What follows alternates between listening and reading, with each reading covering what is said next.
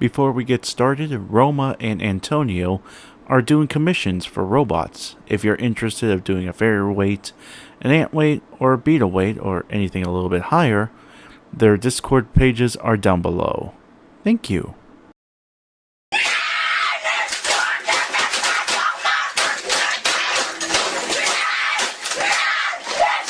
Hello everyone, Galacticstorm here. Welcome to the show, and today we're going to be talking about our new 1-pound robot, Obsidian.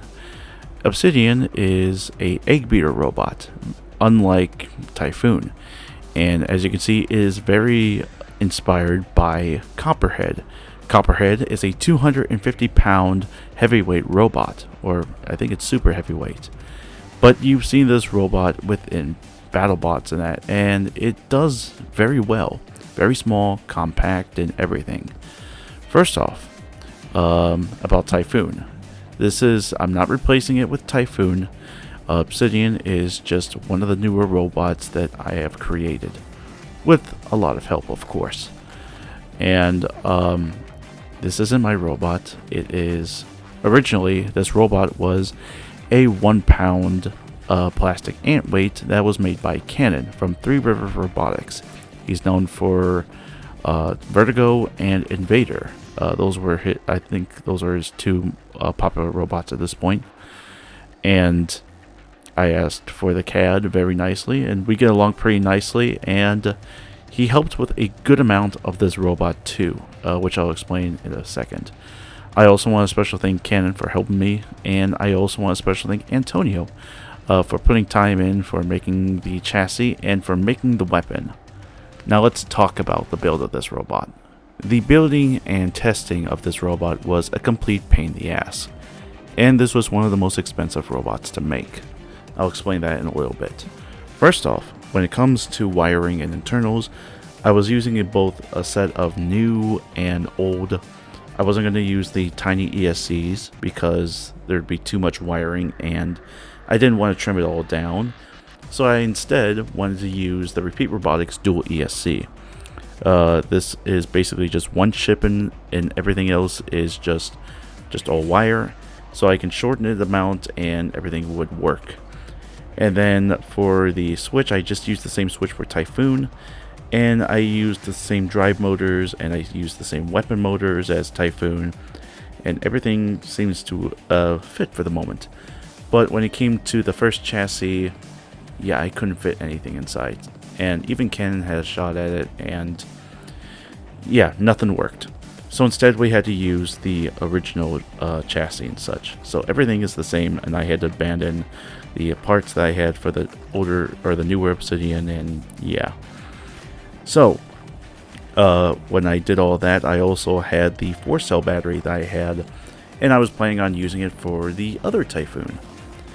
But we had problems fitting it inside, and it all didn't fit, and the beater kept on hitting the sides of the chassis.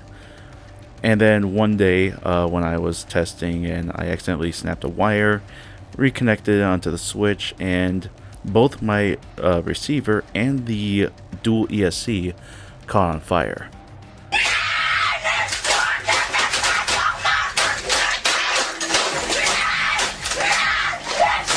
Yeah, I really wasn't happy. So I had to replace both of those, and worrying that I was going to catch the thing on fire, I thought a great idea is to instead go to 3-cell, and I asked Cannon for help. So what he did was he shortened shortened everything to a good specific, so that way everything can fit and not just bulge out. And just making sure the switch is working, and just giving me advice on what to do with the weapon and everything else. So he gave me a few screws, and I bought a casing, a bronze brass casing, and inserted it into the weapon. And in return, everything fits and works at this point. So I had problems inserting the weapon or the drive motors inside. Sometimes they move a little bit every now and then. So I put tire glue onto them so that way they go inside well. And I use tire glue as well for the weapon motor, and everything is a tight fit at this point. So for the weapon, The weapon is made out of aluminum, and this thing was the most expensive thing of the robot. This thing was at least $160. And I was trying to find other sites to, make the weapon, but unfortunately, because of not only the tariffs, everything is just expensive. There was parts of PCP Way that wanted $210, and that included shipping and everything just to make one of these beaters. And the tariffs, it hurt a lot, and in the end, I had to use Rapid Direct.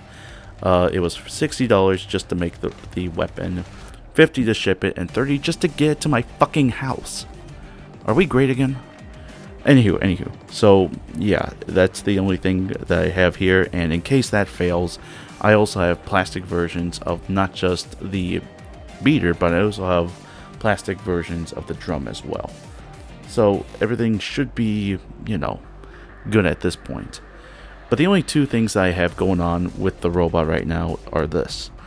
It struggles while the weapon's not active, and when the weapon is active, it likes to sometimes beat itself across the floor. So I added some duct tape onto the side of the, onto the wedges, underneath the wedges, to make sure everything tractions and that everything moves and that. But when the weapon is moving, everything moves around fine, which is, I would say, okay for the most part. So, for its first event, it's mostly ready at this point. It's just, when is it going to be its first event? It's going to be at I3 Detroit in April. So yeah, you don't have to wait long to see the first video.